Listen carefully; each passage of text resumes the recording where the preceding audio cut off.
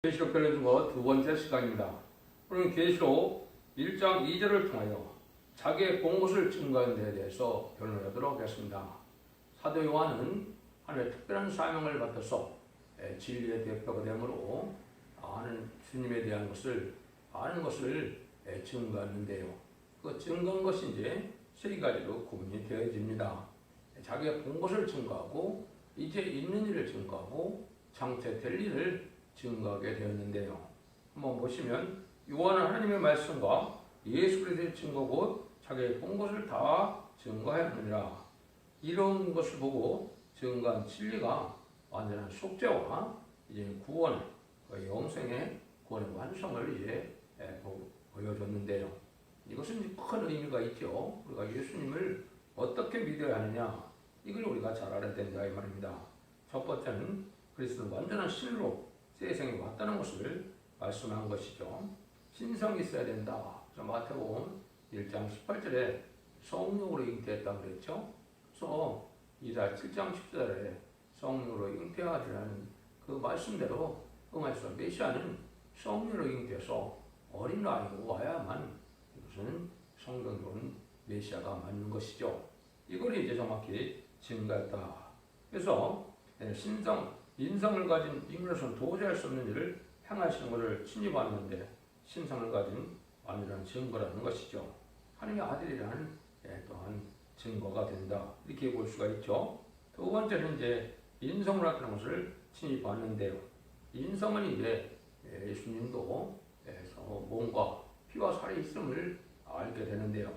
요한일서 5장 1장 5절 6절에는 물과 피로 임한 분이다 이렇게 말씀했거든요. 이게 무슨 말이냐면 예수님이 잉태는 성령으로 되었지만은 이제는 그 예수님이 말의 태 속에서 인간의 음식물을 먹고 자란 분이 아니라는 것이죠. 하늘로부터 물과 피가 공급돼서 하늘 영광으로 자라났다 이 말입니다.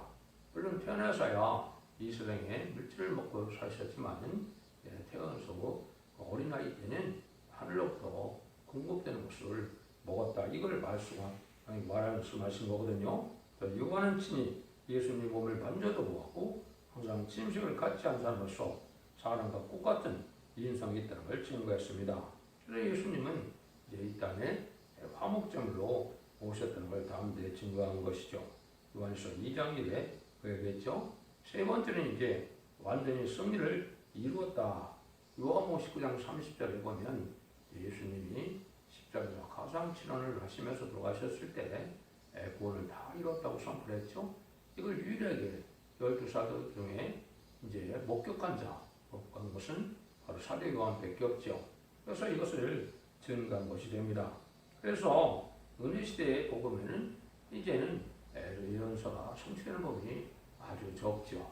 여러분이 잘 아시지만은 몇 군데만 이제 증거를 한다면 벌써 이사 7장에서 천주가 형태 아들을 낳으니 그 이름을 임마누엘 하리라. 이것이 이제 마태복음 1장에서 성취가 된 것이죠. 태어날 장소도 미가서 5장 1에 베들레헴에서 태어날 것을 말씀했죠. 또 이사야 9장 1절과 1에서는 갈릴리에서부터 빛이 나와 이방의 빛이 된다는 것입니다. 이거는 이제 그리스도의 천국 복음이 이방 갈릴리인 벳세다 동네에서 12사도를 택함으로 거기부터 이제 이런 천국 복음의 생명의 빛이 전해지게 됐다. 이것이 또한 중요한 또 이언이 되죠. 이사 30장 4절에서는 3절에서는 광야에서 예천자의 소리로 제3의 소식이 시작되는 것을 말씀했는데요. 예수님이 오시기 전에 이런 침례 요한을 통하여 예수님이 오실 것을 예비하는 징조가 나타나는 것인데 이사 4장 3절에 그 말씀을 우겼다 이 말입니다. 42장 1절에서 4절에는 네 아들의 교훈이 공의를 이루는데 세계에서 사람들이 악망을 한다. 그리스도의 교훈, 예수님이 살아계신 하나님의 아들이요 구세주고 메시아로서 이 땅에 오신 것으로 천국 복음을 전하게 되는데 그 복음은 온 세상 사람들이 다 믿게 된다 이 말이죠. 그래서 이 세가 지난 이후에 이 시대에 모든 사람들이 그리스도의 복음의 빛을 받아들이는 그런 일이 이루어진 것이다 이렇게 볼 수 있죠.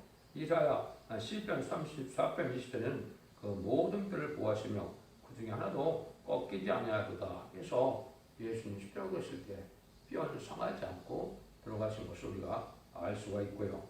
스가랴 7장 10절에는 찌른들이 보고 애통한다고 했는데 요한복음 19장 30절에 그렇게 응했죠.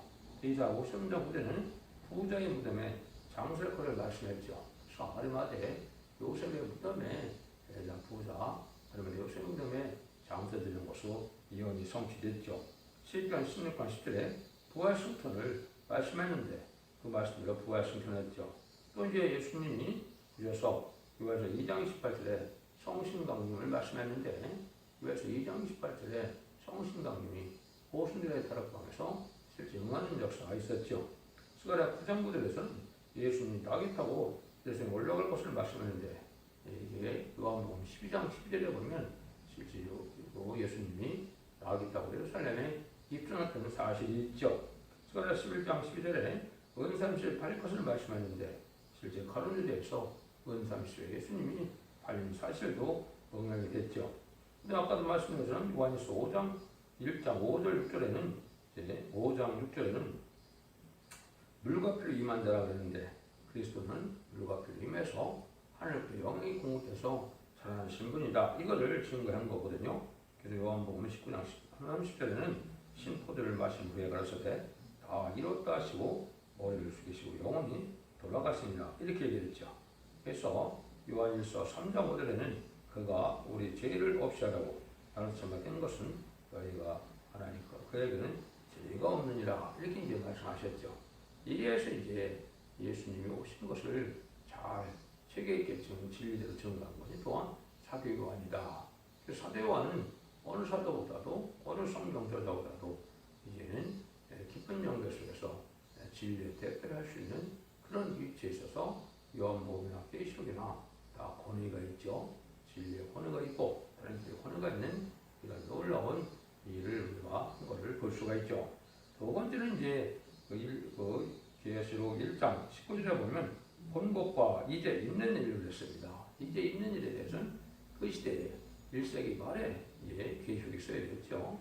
1세기 말에 있었던 일은 7개를 통해서 이제는 우리에게 알려줄 일을 말씀하셨는데 그 7개를 통해서는 이제는 첫대계 신앙 표준이다. 이것은 저희들 영접할 신앙 노선과 표준을 말씀하신 것이다. 저희들 영접할 교회는 주로 1장에서도 분명히 첫대계라는 걸 말씀하시고 또 예수님이 오실 때도 금뜻에 쌓여 오셨다. 이런 걸 보면 첫대계가 저희들 영접할 신앙 노선을 얘기하는 것이다. 그래서 7개를 통해서는 칭찬받을 일과 책망받을 일인데 칭찬받을 일을 우리가 잘하고 책망받을 일을 고쳐야 저희를 영접할 수 있다. 또 7개를 통해서는 중요한 비밀이 있는데 첫째 개가 인간권에 어떻게 나오느냐 이게 참 중요한 일이거든요. 다른 분 간단히 소개해내면 예배속교를 통해서는 상회시켜서 첫째가 오면서 새로운 교회가 나온다는 것이죠. 그런데 이 두 번째 이제 서문학교를 통해서는 환랑궁핍이 몸으로 충성과 교회에서 면류관을 받을 종이 예비될 것을 얘기한 것이죠. 이래서 이제 나오는 것이 필라델피아가 하늘문이 열리는 교회인데 면류관을 받는 교회죠. 이것이 이제 첫째 교회다. 이렇게 보시면 됩니다. 그래서 열류문이는 필라델피아 같은 첫째 교회에서 우리가 예배를 보고 거기에 순종하야만 완전변의 역사로 원죄자 문제를 받고 입맞은 자가 돼서 변형찬을 이러한 사명자가 되고 또 연료관을 받을 자들이 된다. 이거는 명백한 사실이거든요. 이것을 아는 것이 중요하다 이 말이죠. 또 한 가지는 이루어 그래서 이기는 자가 받을 복이 뭐냐? 이것은 아담과 하와가 뱀의 게임에 유혹에 졌기 때문에 배웠겠던 맺은동산에서 축복을 다시 받게 되고 또 세세와 원표책을 다시 받게 된다는 내용을 자세히 7개를 통해 말씀하셨죠. 이것도 우리가 중요한 말씀으로 이 시대에 그 말씀을 믿는 신앙이 무엇인가를 우리가 잘 아는데 도움이 된다. 이렇게 볼 수가 있는 겁니다. 그래서 세 번째는 이제 이루어질 것을 보고 증거하는 것이 있는데요. 장차 될 일이라 말이죠. 이것은 이제 인간 종말에는 환란장 심판이 있는데 심판에서 예수 믿고 충성받은 자들이 어떻게 살아남아서 새 시대에 가느냐 이거에 대해서 이제 중점적으로 얘기를 하시죠. 현재 영접할 신앙 준비는 두 가지 방법이 있죠. 인마디 신앙 4,000명이 변화 성천하여 공중 강림하시는 예수를 영접하는 방법과 신부단장은 되지 못했지만은 이 말세봄의 진리에 순종함으로 섭득에 들어와서 순종하는 믿음을 살다가 예비처고 졸업보가 돼서 한량가 전에 살아남아서 새시대의 백성이 되는 방법, 이 두 가지 방법이 있습니다. 이거를 이제 장체될 일로 계시록을 증거해서 오기에 구원을 받는 비밀을 말씀하신 것이죠. 지금 2000년의 역사는 마을락방 이후에 2000년의 역사는 영원만 시대였지만 이제 마지막 심판기 이제 환란병을 심판을 거쳐서 안식이라고 올 때는 영원권의 구원받는 일이 벌어지는데 원죄 자원들을 해결받아야만 될 것을 말씀한 겁니다. 그러면 환란재앙에서 중생받은 하나님의 백성들이 어떻게 구원받느냐, 이 내용이 이제 추가되는데 변화 승천하는 변화 성도가 나오고 예비처로 뽑아받는 백성이 나온 것을 중점적으로 얘기를 했는데요. 첫 번째는 그 일에서는 결국 10장 10절에 다시엔의 대표가 나온다 이 말입니다. 이것이 참 중요한 일인데요. 이 중요성을 인식하는 기독교인이 거의 없다 해도 지금 과언이 아니죠. 이것은 하나님께서 예언서 계시록을 다시 말해서 이 시대에 맞게 하면 뜻을 이룰 수 있는 심판의 기준이 되는 완전히 변론의 역사가 있고 난 다음에 사랑의 변론의 경고를 해서 그 변론들을 심판하고 그 변론대로 구원하고 변론대로 구원을 받게 되고 복을 받게 될 것을 말씀하셨는데 이 시대적인 마지막 설명을 알지 못하는 것은 참으로 이 시대에 흑암에 빠진 거다 볼 수가 있는 겁니다. 왜 그러냐면 재림들을 영접할 수 있는 그 유일한 방법은 시인판에 단체를 지은 이종의 청량의 역사로만 가능하게 되는 것이 하나님의 방법이거든요. 이것을 우리가 성경대로 뜻깊이 응하고 이루어지는 것을 잘 깨달아야 될 때가 오는데 이걸 염두에 두는 종들이 잘 없는 때다. 그래서 그것을 이제는 그렇게 연했죠. 작은 척을 꿀같이 먹고 다시 연하게 된다. 계시록 10장 11절에서 11절, 10절에서 11절을 말씀했는데 이것이 이제 바로 뭐냐. 이제 작은 척은 계시록을 뗐던 것이고 이걸 잘 먹고 소화시켜서 이걸 다시 연해서 모든 사람을 깨닫게 한다는 말이죠. 그런데 이제 중요한 사실은 계시록을 증거하는데 계시록 비밀을 증거할 수 있는 것이 아니고 모든 예언서의 비밀을 알아야 계시록을 바로 증거할 수 있다는 사실입니다. 그것이 계시록 10장 7절에 일곱째 전서가 소리난 날 나팔을 불게 될 때 하나님의 비밀이 그중 선지자들에게 전하신 모든 것이 이루라고 그랬죠. 그래서 모든 선지자의 비밀을 알아야만 계시록을 바로 이제 전할 수 있고 또 계시록을 바로 알아야만 또 선지서의 내용을 비밀을 잘 깨달을 수가 있다 이 말입니다.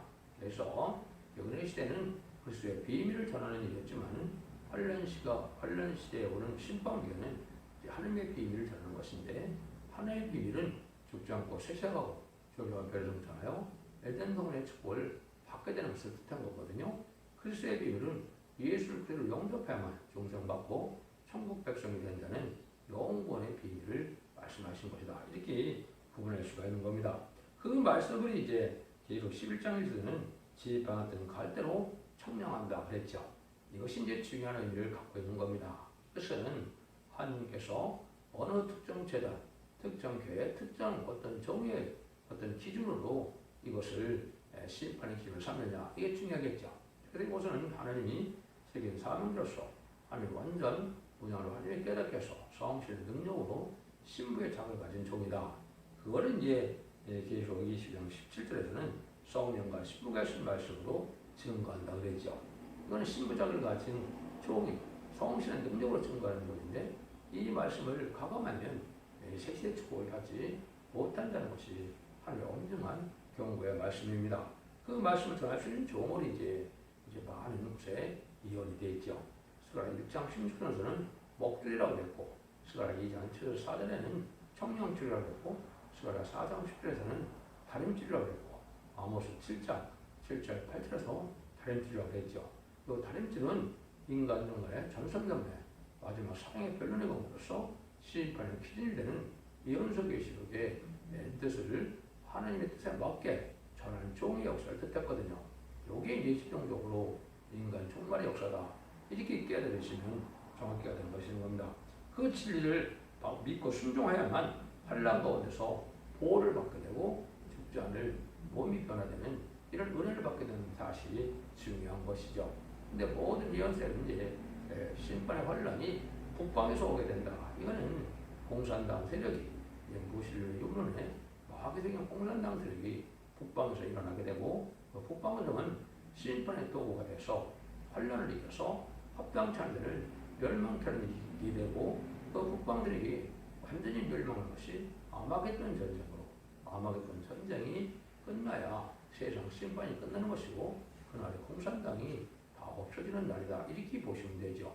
이런 내용들을 이제 기술해서 장차 될 일로 이제는 기록한 것입니다. 이 비밀을 알지 못하고는 세시를 가지 못하고 이 비밀을 알지 못하면 재림을 영접할 수 없다는 이 엄중한 예언의 법인데 이걸 또 기독교에서 잘 알지 못하는 그런 때가 지금 흑암의 시대다. 이렇게 볼 수 있는 것이죠. 여러분들이 이제 지금 시작되는 이 계시록을 한 30번에 거쳐서 22장까지 자세히 변론하게 되는데요. 이 말씀을 잘 분별해서 듣고 이것을 지켜보고 원대자원들 해결받아서 세시에 걸릴 수 있는 이런 종들과 그런 백성 또 성도가 되어야 된다. 이렇게 말씀드리고 있는 겁니다. 그래서 거기서 결국 하나님께서는 이렇게 많은 성경책을 주신 이유는 세상을 심판하고 새 시대를 이루어서 에덴 동산을 이제 아담과 하와가 빼앗겼는데 이 동산을 다시 찾아주시고 거기에서 또 왕권의 축복을 다시 주셔서 눈물 고통 재앙이 없고 해암도 상함 없는 부족이 없는 천년왕국의 지상 평화왕국 시대로 안식 시대를 줄 것을 말씀한 것이 천지창조의 목적인 것입니다. 예수님도 사실은 제상을 받으러 왔다고 알고 있지만은 사실은 왕국권을 해서 이러한 완전한 국민의 새 시대를 왕국권들의 축복을 주려고 오신 것이고 그 중에 하나가 이제 제사함을 받게 하기 위해서 화목제물로 속가지로 들어가신 것이고 왕국권들의 사명을 사도들에게 또한 맡겼다가 인간의 발세 사람들이 완성시키는 일이 되는 것이죠. 그것이 이제 예수님은 마귀를 멸하러 왔다고 요한일서 5장 6절에도 얘기를 했죠.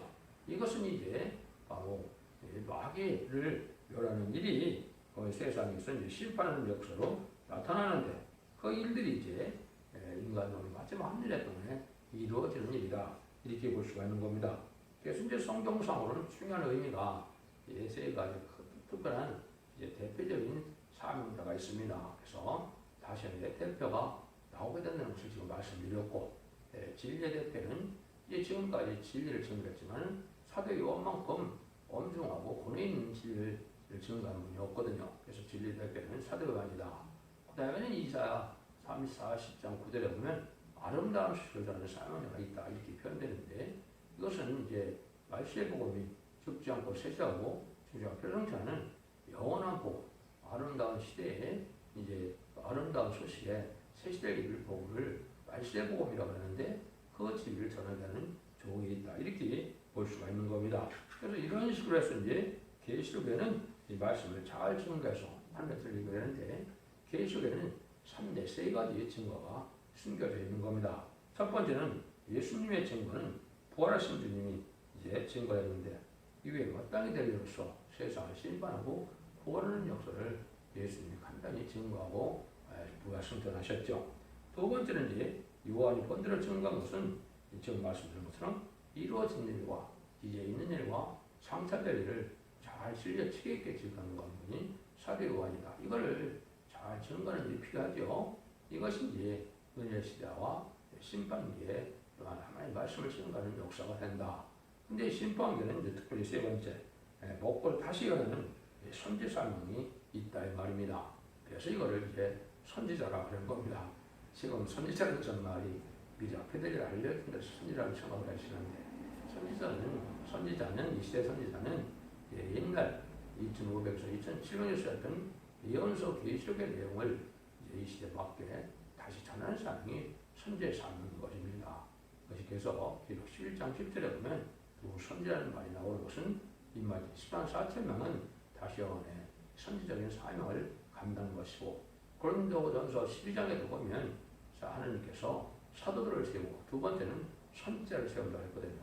사도들은 소리매를 용접하는 사명이고 선지자는 죄를 용접하는 사명이다. 이렇게 보시면 정확히 깨달은 것이 된 겁니다. 그래서 또 사도 요한은 이제 완전 승리를 이룬 그거를 볼 때 중요한 말씀이 있죠. 계시록 이사야서 요한복음 19장 30절에 다 이루었다 할 때 예수님이 사도 요한을 보고 뭐랍니까? 성모 마리아에게는 어머니라고 하고 어머니에게는 사도 요한을 아들이라고 했죠. 그럼 예수님이 이제 마가복음 6장 3절에 보면 야고보와 요셉과 유다와 시몬의 육적 형제들 동생이 있었죠. 그렇지만 아들의 면모를 누구한테 인정을 했습니까? 사도 요한에게 인정했죠. 이것이 또한 큰 비밀이 있는 겁니다.